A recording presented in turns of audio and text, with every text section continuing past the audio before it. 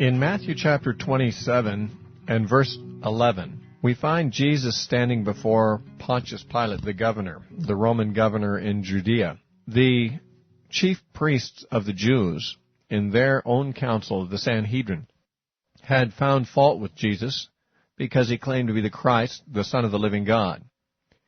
And because of that, they said he blasphemed, and therefore they wanted to put him to death. Actually, that's not quite correct. That's not why they wanted to put him to death. They wanted to put him to death because they hated him, and they simply used the charge of blasphemy as a pretext for finding fault with him and trying to get him condemned. However, they did not have the ability under Roman law to put a man to death, even though this is what they wanted to do. They needed to get the approval of the Roman governor for this. And therefore they took Jesus to Pilate, and they tried to get him crucified that way. Pilate, however, did not have any interest in the charge of blasphemy, nor did he have much interest in pleasing the Jews. And therefore they had a hard time getting Pilate to see it their way. Pilate didn't have any problem condemning men to death, but when the man was being condemned by the Jewish court, I think Pilate automatically had some sympathy for the man because he disliked the Jewish court so much. And Matthew describes Jesus' trial before Pilate, but does so in a greatly abbreviated way. We have, more than a chapter's worth of treatment of this trial in the Gospel of John, but it's treated in a very brief manner by Matthew. For example, in Matthew 27:11, it says, "Now Jesus stood before the governor, and the governor asked him, saying, 'Are you the king of the Jews?' So Jesus said to him, 'It is as you say.'" Now that's a very short treatment. But, for example, in the Gospel of John, there are 11 verses covering this same period, this same trial before Pilate. And, in fact, let me take you there, because there's much there that Matthew skips over without commenting about it or without recording it. If you would turn to John chapter 18, beginning at verse 28, it says, "Then they led Jesus from Caiaphas to the praetorium," that's where Pilate was, "and it was early morning. But they themselves did not go into the praetorium, lest they should be defiled, but that they might eat the Passover." You see, this was the Passover season. The Jews didn't want to be ceremonially unclean, or else they'd have to skip the Passover. They couldn't take it if they were unclean. And they had a custom that if they went into the home of a Gentile, they would be made unclean by doing so. Now, the law of God didn't say that. That was just their tradition.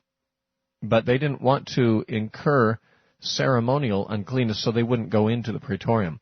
This is so hypocritical on their part. Here they're taking an innocent man and trying to get him to be condemned to death. They're doing an atrocity in terms of morality, and yet they don't want to defile themselves by going into the home of a Gentile and get a ritual defilement upon themselves that would prevent them from keeping the Passover. The praetorium was Pilate's house.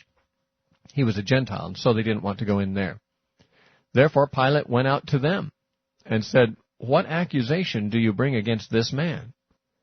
They answered and said to him, "If he were not an evildoer, we would not have delivered him up to you." Now, this response on their part seems to indicate that Pilate, his comment was somewhat suggestive that they didn't have good grounds for bringing Jesus to him. When he said, "What accusation do you bring against this man?" that could have simply been a request for information, or it could have been a challenge to them, saying, "This man is innocent. How dare you come to me about this and bother me this morning about this? I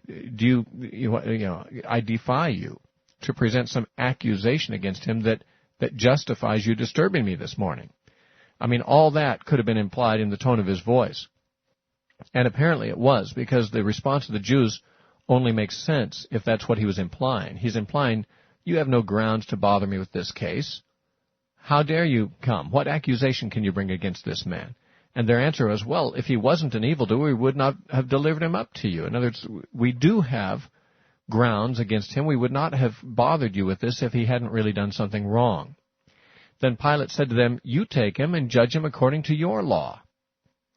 Therefore the Jews said to him, "It is not lawful for us to put anyone to death." Now, Pilate didn't know much about this case apparently yet, and he knew that these Jews didn't like Jesus for some reason. It's not clear how much Pilate may have known about Jesus. After all, Jesus was operating right under his watch. Whenever Jesus was in Jerusalem teaching or doing miracles, that was where Pilate was. And certainly he probably would have heard reports about Jesus, but he did not know exactly what was the complaint these people had against him. He did not immediately know or assume that they wanted to put him to death. And so he said, go ahead and judge him according to your own law, because the Jews were allowed to do that up to a point, but not to the point of putting someone to death. And so they say, well, we can't do that because it's not lawful for us to put anyone to death. And they don't mean according to the Jewish law it was not lawful, but it means under Roman law they were not permitted to do so. Now John makes this comment in verse 32, that the saying of Jesus might be fulfilled, which he spoke, signifying by what death he would die. Now, what's that talking about? Well, earlier on, Jesus had said that the Son of Man must be lifted up, and John had said this was a signification of how he would die. That is, he'd be lifted up on a cross, he'd be raised up on a cross. So Jesus had earlier predicted the manner in which he would die. Namely, he would die by being lifted up on a cross. Now, when they said it's not lawful for us to put anyone to death, John says they said this fulfilling Jesus' prediction that he would die on a cross. Now, how was their comment a guarantee of that fulfillment?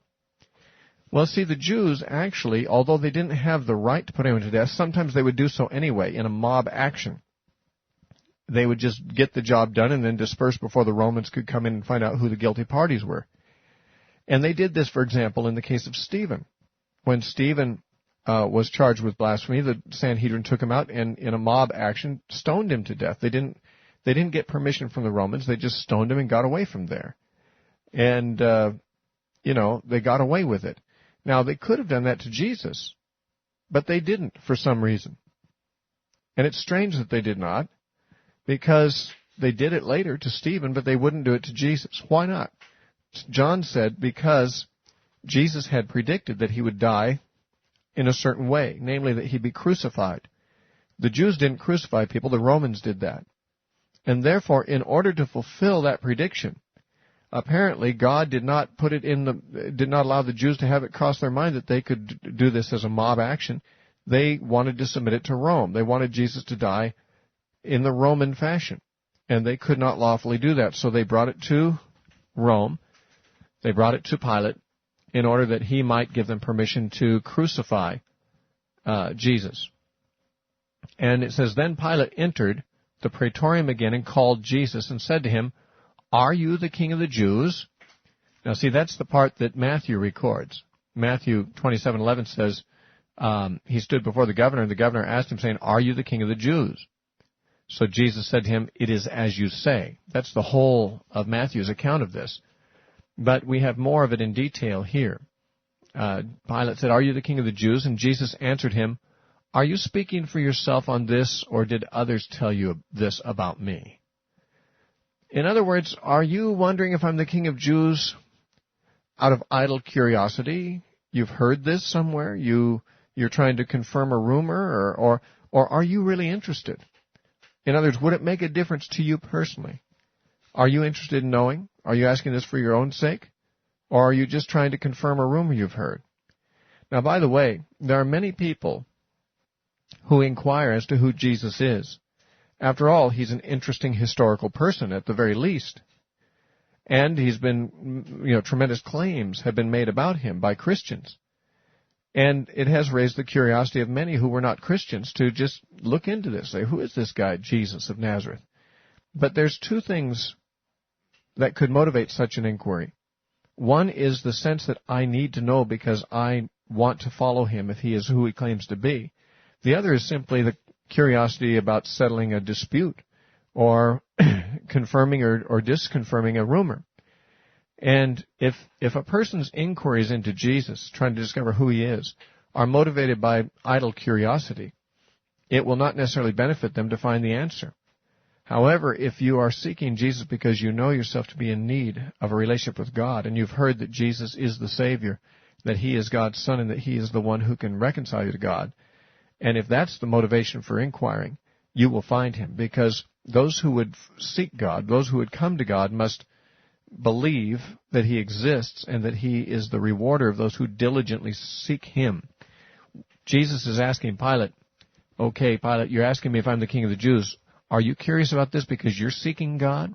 If I was the King of the Jews, would that make a difference in your life? Would you want to submit to me? Or are you just asking it because you've heard it and you're curious about it? Well, Pilate answers him in verse 35, am I a Jew? In other words, I just asked you if you're the King of the Jews. Why should that matter to me? I'm a Roman. I'm not a Jew, am I?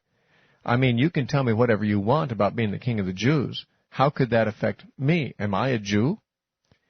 Now, the fact of the matter is it could affect him, because Jesus, though He was the King of the Jews, was not merely the King of the Jews. He was the King of all kings. And therefore, even the Gentiles are commanded to submit to Him in Scripture. And I, myself, for example, am of Gentile stock, and many of our listeners are, probably most of them. And yet we have submitted to Christ. So whether I'm a Jew or not is not really relevant. If Jesus is the King of the Jews, if He's the Messiah of Israel, He is also the Messiah to whom all the Gentiles will pay homage. And therefore, the question, am I a Jew, is not really relevant. Whether I'm a Jew or not, I should desire to know, is Jesus really this Messiah of Israel? Because if so, He's my Messiah also. But Pilate, when he's asked this, says, am I a Jew? He says, your own nation and the chief priests have delivered you to me. What have you done? Now, the Jews had not pressed any obvious charge that made sense. And so Pilate hopes to find out directly from Jesus, what have you done anyway? Why are these people so angry at you?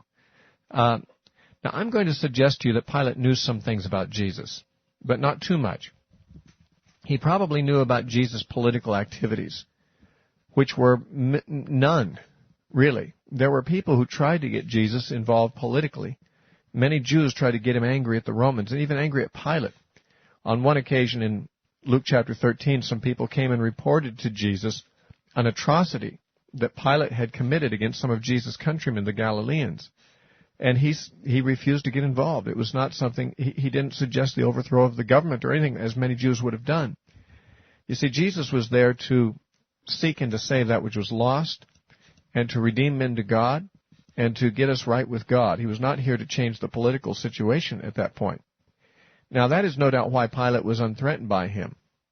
There had been many Jews who had been hailed as the Messiah by other Jews, and these Jews were threats to the Romans, because the Messiah usually was one who was coming to overthrow the Romans or to try to do so. And so whenever the crowds began to hail somebody as the Messiah, the Romans usually had to send their troops in, take that guy down, take him out and crucify him and get rid of him because he was a threat. Now, Jesus had been proclaimed Messiah, and that not even secretly. Just a week earlier than this, a little less than a week earlier, Jesus had ridden into Jerusalem on a donkey with great crowds surrounding Him, saying, "Hail, King of the Jews," and "Hosanna to the Son of David," and so forth. Now, this was a public spectacle. And with Pilate having his offices right there in Jerusalem and his soldiers everywhere always looking out for signs of Jewish uprisings and so forth, one cannot doubt that Pilate had spies or even soldiers there watching this event and reporting back to him. I believe that Pilate had a file on Jesus, and that he had inquired, is this guy a threat or not? However, there were people like Herodians that had come to Jesus and said, is it right to pay tribute to Caesar or not? And Jesus had said, render to Caesar what is Caesar's. It was clear that Jesus had not tried to overthrow the authority of Caesar. And when they came and told Jesus about the Galileans that Pilate had killed in the temple, He just said, well, unless you repent, you'll all likewise perish. He did not say we should overthrow Pilate. It's possible that on those occasions when Jesus was asked political questions, that some of those who were sent to ask Him were reporting back to Pilate what He said, so that the dossier that Pilate had on Jesus would have recorded, this man is not politically a threat. This man has a great following, but he's not trying to get politically involved. He's not speaking against the Romans. He's not trying to raise up an army. He's on a different wavelength altogether. And that file that he had on Jesus, I'm assuming he had, because it's hard to imagine a competent ruler of the Romans in that situation not hearing about all these activities that Jesus was doing and drawing great crowds and so forth. I think that Pilate had information that Jesus was not a threat to the Roman government, even though most people who claim to be Messiah were. And so he's saying, okay, Jesus, what have you really done here? You say, are you the king of the Jews? Are you or are you not? And Jesus answered, my kingdom is not of this world. If my kingdom were of this world, my servants would fight, so that I should not be delivered to the Jews. But now my kingdom is not from here. Now this statement is very enlightening, because Jesus indicated that his kingdom was not to be a kingdom like other earthly kingdoms. Among other things, Jesus acknowledged that earthly kingdoms do use force to defend their kings. He said, if my kingdom were of this world, obviously as all other kingdoms are, if my kingdom was of this world too, then my servants would have fought, he said, to deliver me from the Jews who came to arrest me. Now what he's saying there is, of course it's legitimate for earthly kingdoms to defend their kings and even to use force. If my kingdom was that kind of kingdom, my servants would have done the same thing. However, he says, my kingdom is not earthly. It is from heaven. And because it is from heaven, it does not operate on the same principles as earthly kingdoms do. Among other things, it is not a kingdom defended with the sword. It is not a kingdom that requires servants to fight on behalf of its king. If my kingdom were of this world, they would have fought, but now my kingdom is not from here, and therefore my servants did not fight. Now what Jesus is pointing out is this. Yes, I am a king. Yes, I'm the king of the Jews. Yes, I have a kingdom. However, this kingdom is not particularly a threat to the power of Rome, because most kingdoms would advance their cause by the sword and would defend their leader by violence. My kingdom, however, is of a different place. It does not advance its cause by violence. It does not defend its king with the sword. And because of that, of course, Rome has nothing to fear from it, because there's not going to be a violent or military kind of overthrow of Rome attempted by this king of the Jews. And that's what Jesus points out. Pilate therefore said to him, are you a king then? Now the reason he said that is because Jesus said, my kingdom. My kingdom is not of this world. Now, in saying my kingdom, he means he's got a kingdom. He is a king. And so Pilate takes that as sort of an admission that he was a king. Are you a king then? And Jesus answered, you say rightly that I am a king. For this cause I was born, and for this cause I have come into the world, that I should bear witness to the truth. Everyone who is of the truth hears my voice. Pilate said to him, what is truth? And when he had said this, he went out again to the Jews and said to them, I find no fault in him at all. Now, Jesus said, the reason I've come here is to testify to the truth. And there are people in this world who love truth. He describes them as those who are of the truth. A person who is of the truth is a person who is, it's like truth is his father. He's got a family loyalty to the truth. He's of that. That's the nation he's of, is the nation of truth. His loyalties are to truth. And those who are of truth will therefore recognize and receive what Jesus said, because what he said was truth. He bore witness to the truth. And Pilate says, what is truth? Now this statement, what is truth, unfortunately does not appear to have been a genuine inquiry into that matter on Pilate's part. It was more like a cynical statement. What is truth? As if perhaps he was questioning whether there was such a thing as truth, or if there is, whether it could even be known. A lot of people have cynicism about that very thing, because there's many different opinions about what the truth is. And that being so, some people feel like, well, with so many opinions around, how can anyone really claim to know the truth? How can anyone claim that they have the truth? There are some people who think that Christians, for example, are arrogant because we claim that Jesus is the truth. And they say, well, you mean that makes the Hindus wrong, and the Buddhists wrong, and the Jews wrong, and the Muslims wrong, and all these other groups are wrong? And it sounds like an arrogant claim to some people. However, there's no arrogance in it. There is something that's true. There are many things that are true, and we all acknowledge this. We all acknowledge that 2 plus 2 is 4. That's a truth. That is true. 2 plus 2 is not 5 or 6 or 7 or 3 or 2.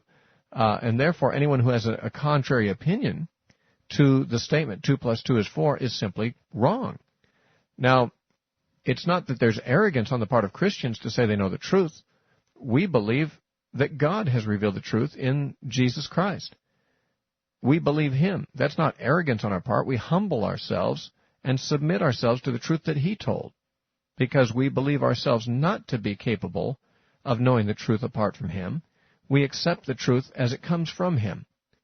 Pilate, however, did not quite recognize Jesus as the truth, though he did recognize Him as innocent. And he said to the Jews, I find no fault with Him at all. And while Jesus was being accused, it says in Matthew 27:12, by the chief priests and elders, He answered nothing. Then Pilate said to him, do you not hear how many things these people testify against you? And he answered him not one word, so that the governor marveled greatly. That is, Jesus he did talk to Pilate privately, as we saw in the Gospel of John, but when he was hearing accusations against Himself from the Jewish leaders, Jesus didn't answer in His own defense at all. And when Pilate says, don't you hear all these accusations? Why don't you answer these accusations? Jesus still remained silent. This caused the governor to marvel greatly, it says. Pilate was a man who is known to have been a wicked man from history and a cruel man.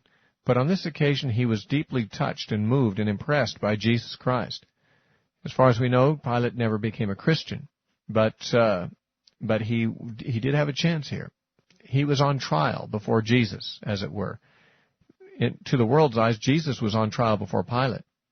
But in fact, Pilate was on trial before Jesus. He was being exposed to the claims of Christ, and he, like every other man, was in a position to make a decision about Jesus Christ. Is He true, or is He not the truth? You have heard many of the claims of Christ, and you are on trial. You have to make a decision. Is He true, is He not true? And your decision will affect your destiny and your fate, just as Pilate's decision affected his destiny and his fate. Unfortunately, we do not think he made the right choice. I hope that you may.